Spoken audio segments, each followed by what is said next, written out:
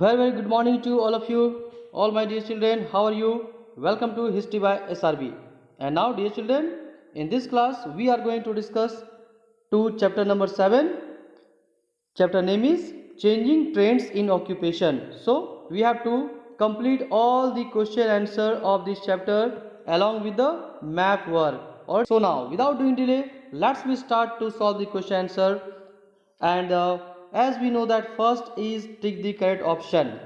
और ये रहा आपका first question, tick the correct option. And now we complete here very fast. So first one it is given here, the opportunities of employment in rural areas have.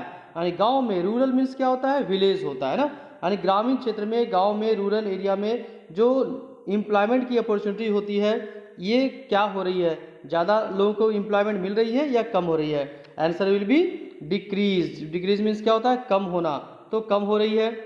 Now next one, question number 2 is that scarcity of milk developed due to. scarcity of milk यानी कि दूध की कमी जो हो रही है, scarcity of milk, ये इसका कारण क्या हो रहा है, क्या है इसका कारण, what is the reason of behind this one. Now answer will be option number what will be A, low production of milk. क्योंकि दूध अधिक नहीं हो रही है जिसके कारण ये scarcity हो जा रही है दूध की. Next one, third one, the white revolution is related to. एक रिवोल्यूशन था, है ना, व्हाइट रिवोल्यूशन जिसे कहा गया है श्वेत क्रांति से भी कहा जाता है हिंदी में. So you have to know in English only. The white revolution is related to, यानी कौन सी चीज से व्हाइट रिवोल्यूशन, किन चीजों से ये रिलेट करती है, यहाँ पर होगा option number C, dairy farming. Dairy farming, you know what is dairy farming, जहाँ पर दूध उत्पादन किया जाता है, पैकेटिंग होती है, बहुत सारे प्रोसेस है. चलो उसमें हम लोग बाद में डिस्कस करेंगे. Okay, now next one, question number 4, what is given in 4, an important aspect of changing trends in occupation is. यानी आज जो व्यवसाय में, लोगों के रोजी रोटी में जो कमाने के तरीके होते हैं, अर्निंग के जो तरीके होते हैं, काम धंधे होते हैं, इसमें इस ट्रेंड में चेंजिंग आ रही है ना, चेंजिंग हो रही है, तो इसके पीछे क्या कारण है, what are the causes behind this one. Now correct option will be participation of women, यानी कि महिलाओं की भागीदारी. आज महिलाएं भी बहुत सारे वर्क को, बहुत सारे प्रोफेशन को, बहुत सारे ऑक्यूपेशन को कर रही हैं, है ना. ये चेंजिंग, ये जो ट्रेंड चेंज हो रहा है, यूट्यूब में आप लोग देखते हो ना ट्रेंड क्या चल रहा है, तो ये ट्रेंड चेंजिंग क्या हो रही है, इसके पीछे कारण क्या है, what is the cause behind this one. Then aspect of changing trend in occupation is participation of women, महिलाओं की भागीदारी हो रही है. Now next one, question number B is fill in the blanks. What is given here, fill in the blanks. You can see your help box. आप help box यहाँ पर देख सकते हो. अब क्या करनी है, already you know यार, no need to explain me. यहाँ पर देखो बहुत सारे वर्ड्स हैं, ऑप्शंस हैं, और ये आपको करेक्ट ऑप्शन फिलअप करनी है. तो first one, what is given here, the use of dash in agriculture brought great change in occupation. तो use of dash in agriculture, यानी एग्रीकल्चर मीन्स क्या होती है, खेती होती है, कृषि होती है. तो खेती करते हैं, कृषि में कौन सा चीज़ का यूज़ किया, किस चीज़ का यूज़ हुआ जिसने बहुत सारे व्यवसाय में चेंजिंग आया. तो एग्रीकल्चर में क्या यूज़ हुआ, एग्रीकल्चर में लोगों ने मशीन का यूज़ करना शुरू किया.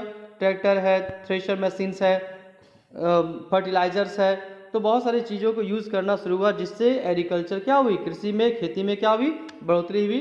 और साथ ही साथ यह जो ऑक्यूपेशन है, खेती का जो व्यवसाय है, खेती का जो ऑक्यूपेशन है, इसमें बहुत बड़ा बदलाव आया, है ना, ड्यू टू मशीन्स. एक्सप्लेन भी कर रहा हूँ but slow, briefly. Now next one 2, तो fill in the blanks. First में blank space, created a national milk grid that linked all milk producers with consumers. तो यहाँ पर क्या होगा, कौन, किसने है क्रिएट किया, क्या क्रिएट किया, क्या निर्माण किया, क्या बनाया, नेशनल मिल्क ग्रिड बनाया. तो किसने बनाया, यहाँ पर क्या होगा, क्वेश्चन नंबर 2 में उनका नाम है doctor Kurien. You can see doctor Kurien. तो डॉक्टर कुरीन की फोटो भी है. डॉक्टर कुरीन ने एक डेवलप किया, नेशनल मिल्क ग्रिड को क्रिएट किया, बनाया, जिससे कि पूरे इसका जो नेटवर्क था मिल्क को सप्लाई करने का, ये काफ़ी इंक्रीज हुआ, हर कंज्यूमर के पास ये पहुंचा, और कंज्यूमर्स की हेल्प से दूध का जो व्यवसाय होता है, मिल्क का जो ये बिजनेस है, ऑक्यूपेशन है, ये काफ़ी आगे बढ़ा. तो thanks to doctor Kurien. Now next one 3 में dear children, many dash suffer due to unequal treatment known as gender discrimination, है ना। जेंडर डिस्क्रिमिनेशन यानी कि बॉयज़ और गर्ल्स के बीच में जो भेदभाव होता है, तो इसके कारण बहुत लोग सफ़र करते हैं, बहुत लोग पीड़ित होते हैं, परेशान होते हैं। कौन पीड़ित होते हैं इससे? तो यहाँ पर क्या होगा? Correct option women. तो can you see in the page number 62 option आप देख सकते हो, मैं यहाँ लिख रहा हूँ, मैं बता रहा हूँ, I am telling here women. तो many women suffer due to unequal treatment known as gender discrimination. तो जेंडर डिस्क्रिमिनेशन के कारण बहुत सारी महिलाओं को दुखी होना पड़ता है, परेशान होना पड़ता है, झेलना पड़ता है, परेशानी झेलनी पड़ती है ना। हाँ, now next one 4, white revolution involve many dash non professional. तो व्हाइट रिवोल्यूशन में कौन कौन से नॉन प्रोफेशनल वाले लोग इन्वॉल्व होते हैं, यानी कौन कौन से लोग यहाँ पर वर्क करते हैं, काम करते हैं, तो किसकी भागीदारी होती है?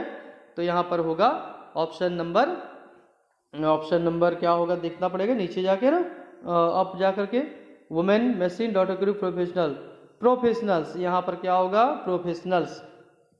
This one option number 4, you can write here professionals.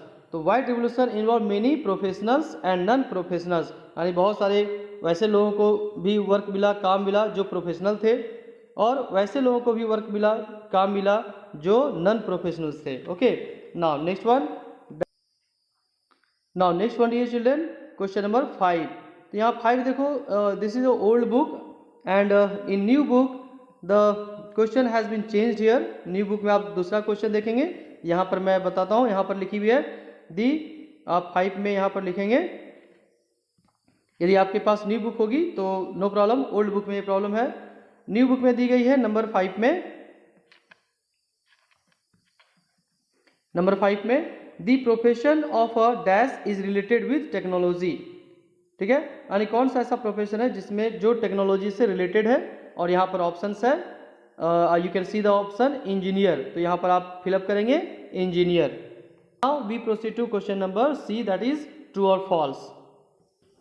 Now dear children, state whether true और फॉल्स। तो ट्रू और फॉल्स यहाँ पर लिखनी है। What is written here? First one, a blacksmith supplies tools to the farmer. एक blacksmith जो होता है वो किसानों को टूल्स सप्लाई करती है। And tools means what? वैसी चीज़ें जिससे किसान अपने खेतों में काम करते हैं। ब्लैक स्मिथ मीन्स क्या होता है? लुहार होता है, लुहारी बनाते हैं ना, लुहार।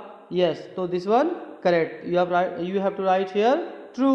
Next one dear children, villagers are dependent on agricultural और नॉन एग्रीकल्चरल एक्टिविटीज़। जो गांव के लोग होते हैं, विलेजर्स होते हैं, उनका जो जीवन यापन होता है, जो उस पर निर्भर रहते हैं, वो खेती पर भी निर्भर रहते हैं, एग्रीकल्चर पर भी।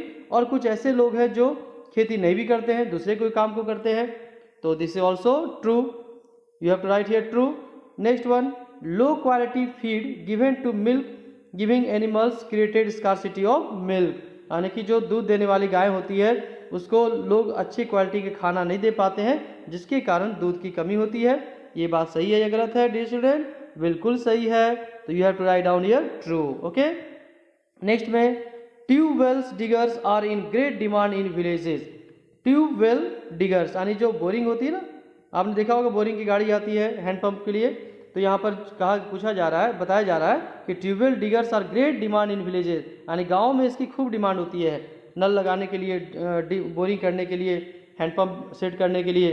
तो ये राइट है या wrong? You can know by yourself, है ना। तो this is also true.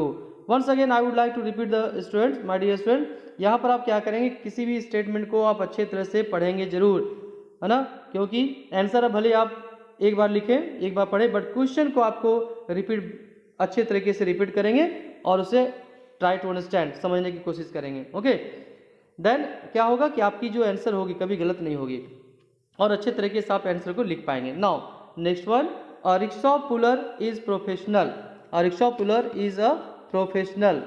Rickshaw puller यानी जो रिक्शा चलाते हैं वो क्या है? प्रोफेशनल है। प्रोफेशनल मीन्स क्या होता है? जब आप किसी काम की ट्रेनिंग लेते हैं, जैसे टीचर होते हैं तो वो बीएड करते हैं, उसके बाद पढ़ाई करते हैं, बीएड करते हैं ना, सीटेट करते हैं, तो एक ट्रेनिंग भी लेते हैं, उसके बाद अपने जॉब को करते हैं, काम को करते हैं, है ना। तो क्या ऐसा रिक्शा पुलर भी करता है कि वो कहीं पढ़ाई करता है इसके लिए या कहीं कोर्स करनी पड़ती है, ऐसा होता है? नहीं, ऐसा कोई नहीं है।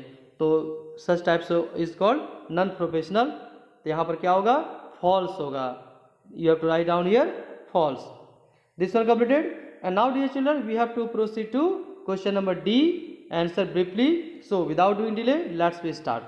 You can see the questions here, and now I am going to tell you the answer of all the questions along with the map work. Now question number D1, mention two non-agricultural occupations of rural areas. यानी कि दो ऐसे occupation के नाम बताने हैं जो non agricultural occupation है, जिसमें लोग खेती नहीं करते हैं, दूसरे काम धंधे करते हैं. Now answer you can write here in this way कि two non agricultural occupations of rural areas are, first one blacksmith यानी लोहार का काम, सेकेंड वन कारपेंटर यानी जो लकड़ी का काम करते हैं जिसे बढ़ई कहा जाता है, दिस वन. ओके, तो in exam you can write this one also complete, और directly you can write this point, this points, है ना, ब्लैक स्मिथ एंड कारपेंटर. आप इतना भी लिखेंगे तो भी नो प्रॉब्लम, बट पूरा लिखेंगे तो और अच्छी बात है. Now next one, question number D2. What is given in D2? Name two occupations that are common in urban areas. अब शहरों में दो व्यवसाय करना, कौन से ऐसे दो ऑक्यूपेशन से, दो काम धंधे हैं जो लोग शहर में करते हैं. Okay, now answer you can C and you can write down in this way. First one doctors and second one engineers. Completed, no need to explain. Next one, question number D3. What is given in D3? Give one reason of low production of milk. कोई एक कारण बताएं जिसके कारण दूध का जो उत्पादन होता है, प्रोडक्शन होता है, वो कम होता है. Answer you can see here कि poor quality of animals and their feed.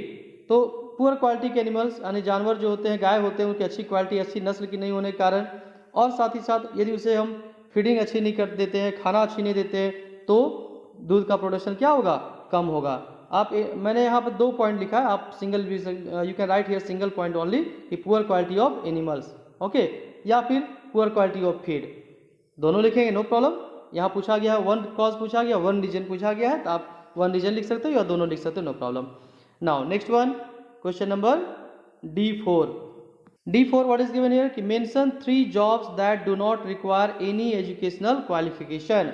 दो ऐसे काम बतानी है जिसको करने के लिए किसी भी एजुकेशनल क्वालिफिकेशन की जरूरत नहीं पड़ती है, पढ़ाई लिखाई करने की बहुत ज़्यादा जरूरत नहीं है, थोड़ी बहुत जानकारी है तो भी काम चलेगा. तो answer you can write here tailors कपड़े की सिलाई करना और ड्राइवर्स गाड़ी चलाना. ठीक है, तो ये है. Next one, question number 5. Dear children, question number 5, do you consider any work inferior, give any reason. क्या आपको लगता है कि कोई भी वर्क जो है, कोई भी काम है, वो छोटा होता है ना, या नीचा उसे समझा जाता है? क्या आपको ऐसा लगता है कोई भी वैसा होता है, कोई भी काम ऐसा होता है? यदि आपको लगता है तो आप लिखेंगे यस, यदि आपको ऐसा नहीं लगता है तो आप लिखेंगे नो. तो अकॉर्डिंग टू मी नो, मैंने यहाँ लिखा है नो, तो आप लिखेंगे नो. नाउ आंसर, अब यहाँ देखो पूछा गया dear children, give one reason. यदि आपको लगता है नो, कोई भी काम छोटा बड़ा नहीं होता है, बुरा नहीं होता है, आप कैसे कर सकते हो, इसके बारे में बताना है ना. No, I do not consider because all types of works are necessary in a society.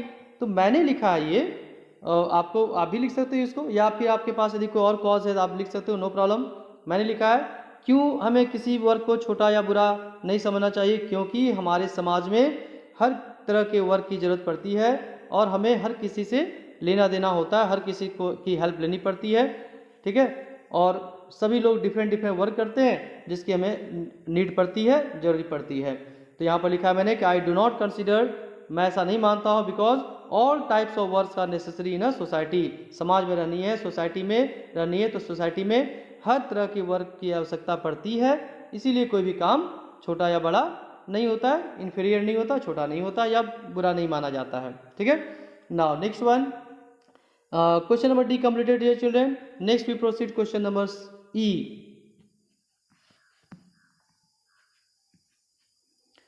Now question number E, you can see here first question is given, how has mechanization brought a change in agriculture sector. कैसे आप कर सकते हो कि मशीनीकरण जब हुआ, जब मशीन आना शुरू हुआ, ट्रैक्टर आया और भी जितने सारे मशीन जो खेती में लगाते हैं, इनके आने से कृषि में यानी कि एग्रीकल्चर में, खेती में बहुत बड़ा बदलाव आया. क्या आपको लगता है कि बदलाव लाया है ना? तो बदलाव लाया कैसे? Now answer you can C in a very simple way.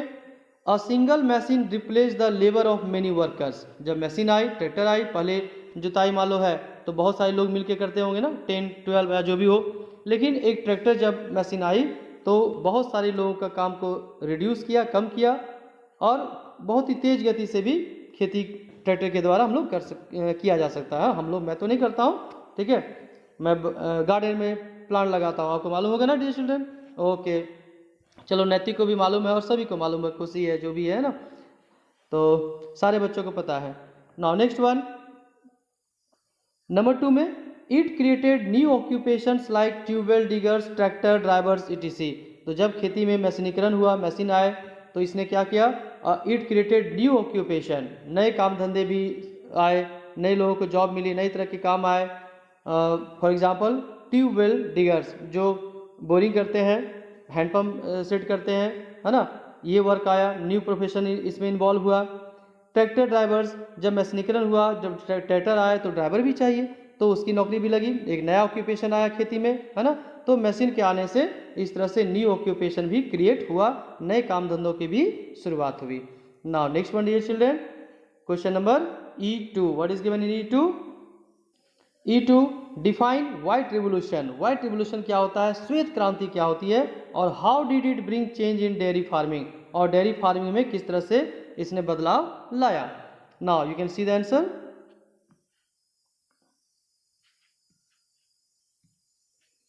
कि white revolution was a movement to increase milk production. White revolution क्या था, एक मूवमेंट था, किस लिए, दूध के उत्पादन को बढ़ाने के लिए। Now next one, white revolution made India the largest producer of milk in the world. और जब व्हाइट रिवोल्यूशन आया तो इसने इंडिया को क्या किया, इंडिया में सबसे ज़्यादा दूध का उत्पादन हुआ, और पूरे वर्ल्ड में नंबर 1 हो गया, किसमें, दूध के प्रोडक्शन में, मिल्क प्रोडक्शन में। तो ये बदलाव आया, ये चेंजिंग आई। Next one, question number E3, what is given, list 3 ways in which technology has change our life. यानी 3 तरीके बताने हैं, आपको भी मालूम होगा। टेक्नोलॉजी आने के बाद, जब तकनीक आया, बहुत सारा टेक्नोलॉजी आए, डेवलप हुआ, तो इसने हमारे जीवन में बहुत बड़ा बदलाव लाया, बहुत बड़ा चेंजिंग लाया, है ना। कौन कौन सा चेंजिंग लाया, क्या क्या चेंजिंग आया, टेक्नोलॉजी आने के बाद आपको क्या क्या बेनिफिट हुआ, इसके बारे में पूछा जा रहा है यहाँ पर, ठीक है। Now answer you can see here.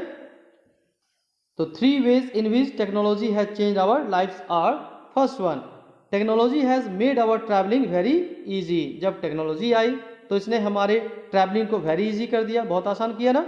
अब हम लोग इजिली वन प्लेस से दूसरे प्लेस पर वेरी इजी तरीके से, कंफर्टेबली हम लोग जा सकते हैं, बहुत फास्ट तरीके से जा सकते हैं। क्यों हुआ, क्योंकि टेक्नोलॉजी में चेंजिंग आया, टेक्नोलॉजी डेवलप हुआ। Next one, number 2, we can communicate anywhere in the world. जब टेक्नोलॉजी डेवलप की, मोबाइल फ़ोन आया, और अब हम लोग क्या कर सकते हैं, वी कैन क्या कर सकते हैं हम लोग, कि अब कहीं भी वन प्लेस में बैठे बैठे दुनिया के किसी कोने में हम लोग बात कर सकते हैं, कॉन्टैक्ट कर सकते हैं, वीडियो कॉल कर सकते हैं। क्यों ऐसा पॉसिबल हुआ, due to development of technology. Now next one, third point, it created thousands of jobs. Thousands of jobs, जब टेक्नोलॉजी डेवलप हुई तो बहुत लोगों को रोजगार मिला, बहुत सारे लोगों को नौकरी मिली। तो इस तरह से हमारे जीवन को, हमारी लाइफ को क्या किया, टेक्नोलॉजी ने चेंजिंग लाया हमारे लाइफ में। Now next one, question number E4। E4 dear children, what is dignity of labour. Dignity of labour क्या होती है, गिव एन एग्जाम्पल, और इसका एक एग्जाम्पल आपको देना है।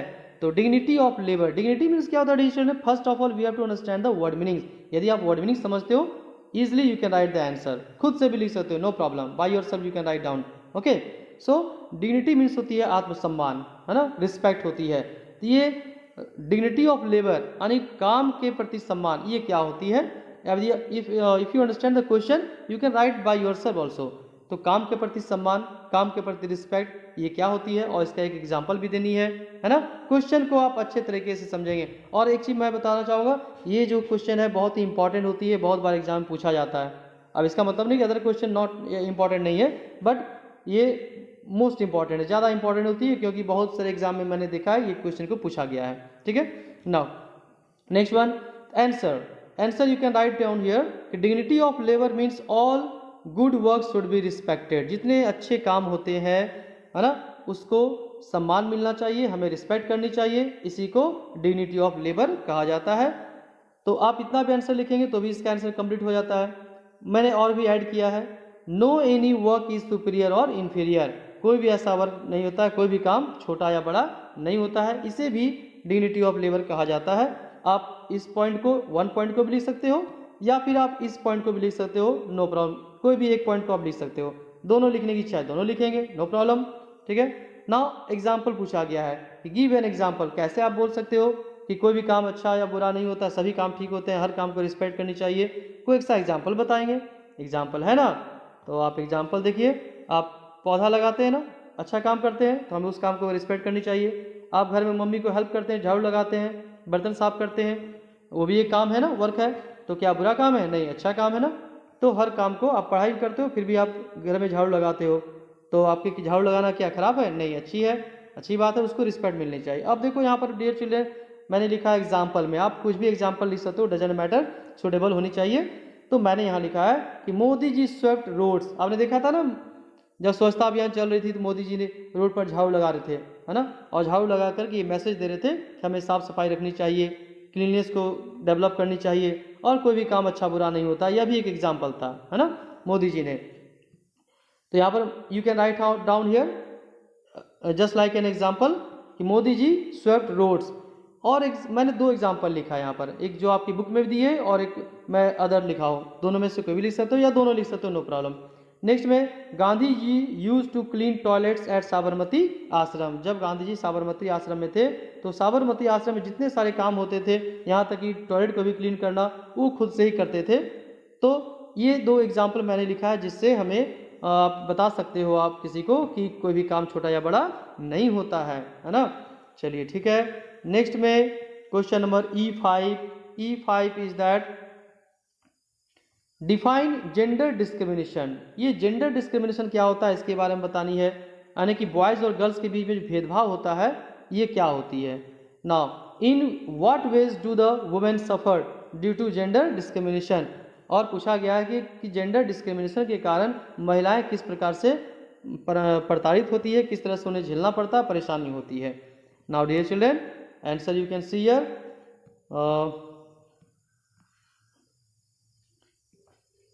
Now you can write answer this way: the girls and women are not given equal opportunities in jobs, education, political system, health, etc. This unequal treatment is known as gender discrimination। यानी कि लड़कियों को और महिलाओं को equal opportunities नहीं दी जाती है, यानी समान अधिकार जो होता है, एक समान अधिकार जो होता है, मौके होते हैं, अपॉर्चुनिटीज़, चांस होती है, किसमें, चाहे वो जॉब हो या पढ़ाई हो, एजुकेशन हो, या राजनीति में हो, पॉलिटिकल सिस्टम हो, या स्वास्थ्य विभाग में हो, स्वास्थ्य में हो। तो इस तरह से उनको बॉयज़ और बॉयज़ मेन के जैसा महिलाओं पुरुषों को मिलता है, उस तरह से महिलाओं को फैसिलिटी नहीं मिलती है, चांसेस, अपॉर्चुनिटीज़ नहीं मिलती है। इसी को क्या कहा जाता है, ये जो अनइक्वल ट्रीटमेंट है, या जो अनइक्वल तरह से व्यवहार किया जाता है, तो इसी को जेंडर डिस्क्रिमिनेशन कहा जाता है। ठीक है। नाउ अब डियर चिल्ड्रन, यहाँ पर मैंने क्या किया है कि एक लॉन्ग टाइप की आंसर हो गई, एक और मैंने दिया है शॉर्ट आंसर। तो आप इसको दोनों में से आप कोई भी लिख सकते हो, कोई भी याद कर सकते हो, जो आपको सूटेबल लगे। तो मैं चाहता हूँ कि हर एंगल से आपके लिए मैं लाऊं, ताकि आप जिस तरीके से आप समझ पाएँ, जिस तरीके से आप याद कर पाएँ, है ना, जो आपके लिए काफ़ी ईजी हो वैसा आप याद कर सकते हो, फॉलो कर सकते हो। ओके, तो नाउ और में, या फिर आप ऐसे लिख सकते हो, in this way you can write here, unequal treatment of girls and women compare to boys and men is known as gender discrimination. Very simple, कि अनइक्वल ट्रीटमेंट यानी जो बराबरी का जो व्यवहार नहीं होता है, किसके के लिए, गर्ल्स और वुमेन के लिए, किसके कंपेयर में, किसकी तुलना में, बॉयज़ और मेन की तुलना में, तो इसी को जेंडर डिस्क्रिमिनेशन कहा जाता है। अब क्लास में भी देखते हो ना, बॉयज़ की संख्या ज़्यादा होती है, गर्ल्स की कम होती है। क्यों होती है? बहुत सारे ऐसे लोग सोचते हैं गर्ल्स को पढ़ाना जरूरी नहीं होती है, तो उसको गर्ल्स को नहीं भेजते हैं स्कूल, तो ये क्या हुआ, जेंडर डिस्क्रिमिनेशन हुआ। बहुत सारे पेरेंट्स से चाहते हैं ना कि बेटा होना चाहिए, बेटी नहीं होनी चाहिए, बेटा होता है बहुत ज़्यादा खुश होते हैं, बेटी होती है थोड़ा मायूस हो जाते हैं। सबके लिए नहीं बता रहा हूँ, गुस्सा मत हो जाना। तो कुछ ऐसे भी अभी लोग हैं, तो ये क्या हुआ, अनइक्वल ट्रीटमेंट हो गया, है ना। नाउ अब एग्जाम्पल पूछा गया है, हाउ कैन यू से, कैसे आप बोल सकते हो कि अनइक्वल ट्रीटमेंट होता है। तो यहाँ पर मैंने एग्जाम्पल भी लिखा है कि कैसे अनइक्वल ट्रीटमेंट होता है। एग्जाम्पल में आप लिख सकते हो कि somewhere women are not given same wages that are given to men. कहीं कहीं ऐसा होता है ना कि जिस एक ही काम के लिए, एक ही मजदूरी के लिए वुमेन को कम सैलरी मिलती है, कम मजदूरी मिलती है, और मेन को ज़्यादा मिलती है। तो ये क्या है, जेंडर डिस्क्रिमिनेशन का एक एग्जाम्पल है, आप लिख सकते हो। I think all the questions are completed and next we proceed to map work, that is very very important. Okay, so let's proceed to map work. Now see the map skill. What is given in the map work? On a political map of India, locate, label and color the following places. In places को आपको ढूंढनी है map में, और वहाँ पर point out करना है, कलर करनी है और लिखनी है मैप में। Okay, so first one, a state famous for sand art and Pattachitra. तो first of all I would like to tell you the answer. मैं पहले इसका आंसर बताता हूँ, इसके बाद मैं मैप में भी आपको दिखाता हूँ वो प्लेसेस। ठीक है, अ state famous for sand art and Pattachitra. तो पटचित्र और सैंड आर्ट के लिए कौन सा स्टेट फेमस है? तो यहाँ पर होगा उड़ीसा होगा। Second, a state where white revolution originated. White revolution यानी कि श्वेत क्रांति कहाँ पर स्टार्ट हुई थी, कौन से स्टेट में? वो था गुजरात था। नेक्स्ट में, a state where green revolution increase the agricultural production, यानी कि ग्रीन रेवोल्यूशन जिसे हरित क्रांति कहा जाता है।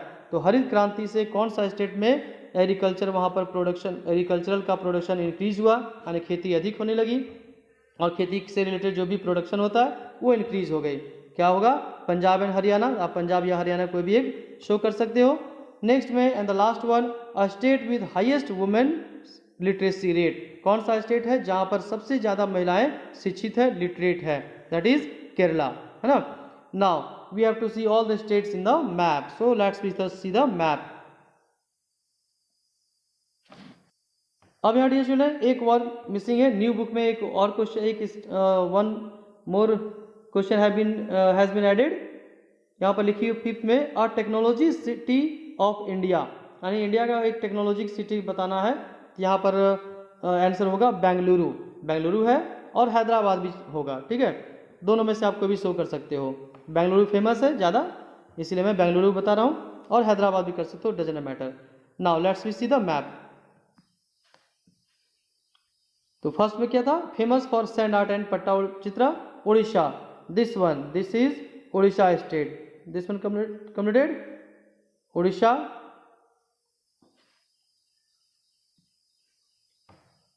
Next one, a state where white revolution originated, Gujarat आपको दिखानी है, Gujarat, Gujarat.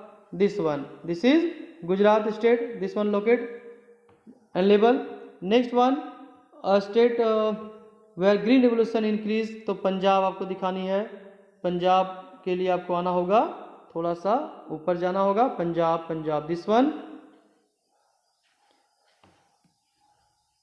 One is Punjab, Punjab state, you can locate here. And next one is green revolution, तो ग्रीन रेवोल्यूशन।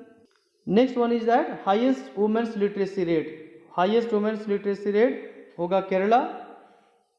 तो Kerala is, here is Kerala, this one Kerala. And now last one is a technology city of India, तो Bengaluru. City पूछा गया, state नहीं, तो city you can सी, देखो this one Bengaluru, Karnataka में है। तो this point you can find out and locate in label, this is Bengaluru. All map work also completed. अब लास्ट में डियर चिल्ड्रन, अब if you have any question, if you have any queries, what will you do? You have to write in the comment box so that I can give you all types of answer.